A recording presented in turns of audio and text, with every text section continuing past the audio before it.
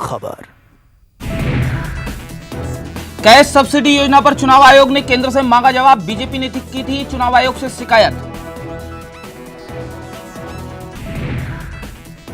2014 के चुनाव में यूपीए की ओर से चिदंबरम हो सकते हैं पीएम पद के दावेदार। लंदन की पत्रिका द इकोनॉमिस्ट में छपे लेख में किया गया दावा। गुजरात विधानसभा चुनाव प्रचार के तीसरे दौर में जुटे मोदी। चुनावी सभा को किया संबोधित। मोदी के साथ कई दिग्गज नेता भी हुए शामिल। आज है भोपाल गैस कांड की 28वीं बरसी। सालों बीते पर अब भी नहीं हुआ जहरीले कचरे का निपटारा।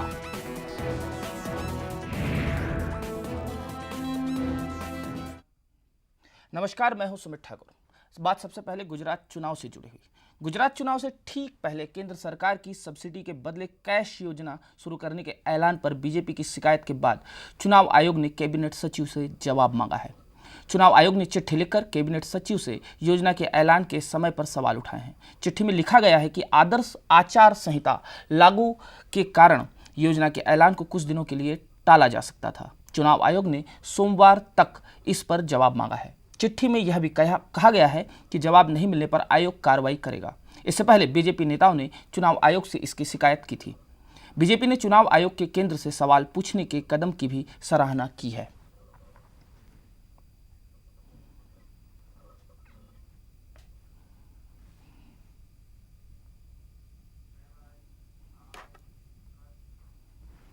चुनाव प्रचार के लिए गुजरात पहुंची सुषमा स्वराज ने खुलेआम 2014 में प्रधानमंत्री पद के लिए नरेंद्र मोदी का समर्थन किया है।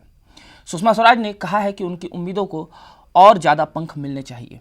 बीजेपी के दूसरे नेता भी मोदी के कार्यकाल का जमकर बखान कर रहे हैं। अब शायद इन्हें भी लगने लगा है कि मोदी की दावेदारी की धमक ही 2014 में पार्टी को सत्ता तक पहुंचा सकती है।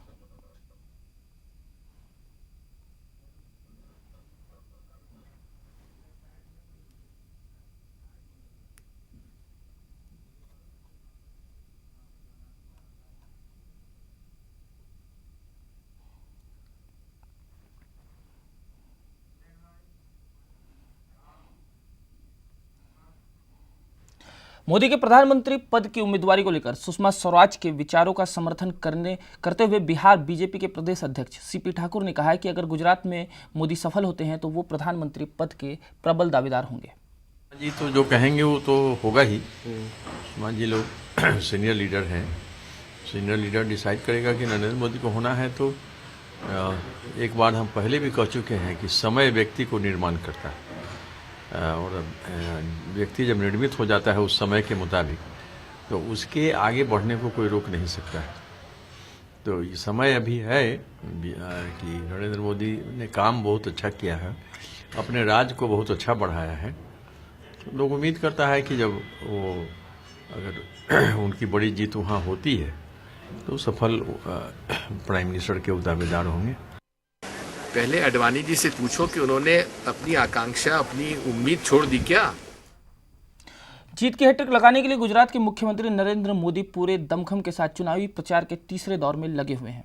बीजेपी के और भी नेता गुजरात विधानसभा चुनाव में प्रचार अभियान में लगे हुए हैं और लगातार अपनी पार्टी के लिए वोट मांग रहे हैं। मुख्यमंत्री नरेंद्र मोदी खुद रविवार को कई जगहों पर चुनावी सभा में पहुंचे और वहां उन्होंने आम सभा को संबोधित किया। वहीं वरिष्ठ नेता लालकृष्ण आडवाणी, बीजेपी के अध्यक्ष नितिन गडकरी, राज्यसभा में नेता विपक्ष अरुण जेटली, पार्टी सांसद नवजोत सिंह सिद्धू भी रैली में शामिल हुए।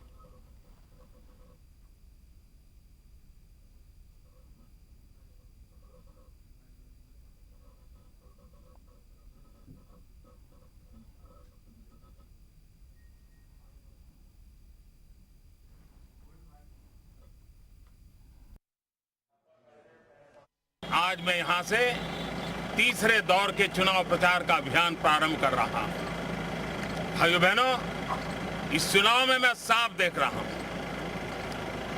पिछले 50 साल में कांग्रेस ने जो पराजय देखा है उससे भी अति भयानक पराजय कांग्रेस का होगा। सारे रिकॉर्ड ब्रेक हो जाएंगे प्रचार पराजय के।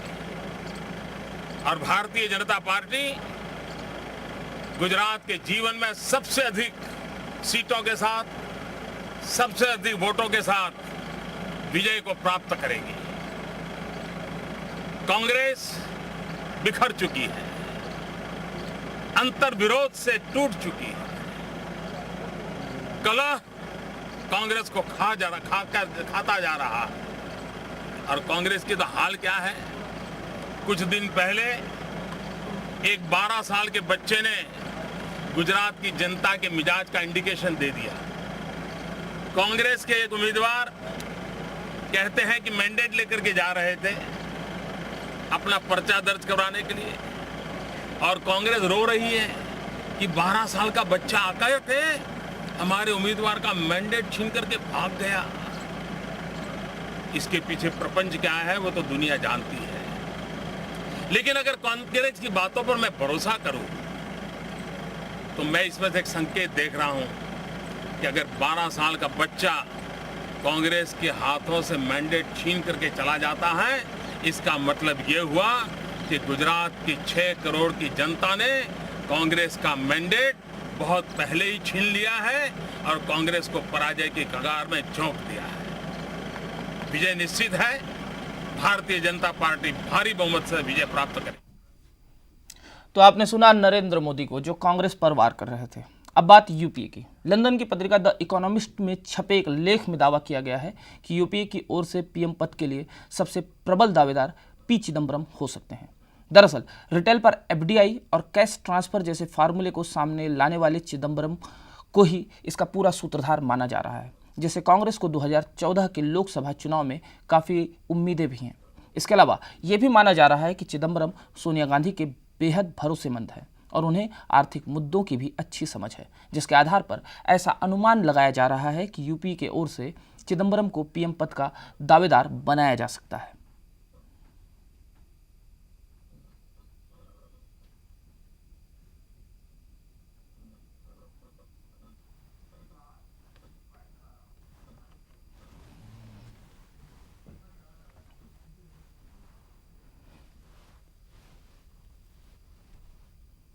उस मामले में तो हम नहीं कहेंगे कि भारत का सबसे ताकतवर नेता है। ताकतवर नेता 2-3 तरह से होना चाहिए। एक तो पब्लिक के लेवल पर पढ़े लिखे हैं, अच्छे हैं, वो भी स्मार्ट आदमी हैं, वो ठीक है, लेकिन पब्लिक फ्रंट पर तो उतना स्ट्रेंथ नहीं है उनका। और दूसरा है कि एक बार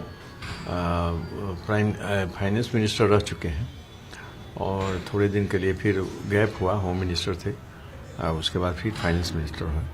लेकिन भारत का कोई फाइनेंस अभी बहुत अच्छा नहीं, तो इसलिए अगर इसको निकालते हैं तो ठीक है, बाद में बुरा नहीं है। तो आपने देखा 2014 की सरगर्मियां अभी से शुरू हो चुकी हैं। फिलहाल अभी वक्त एक छोटे से ब्रेक का, बने रहिए हमारे साथ।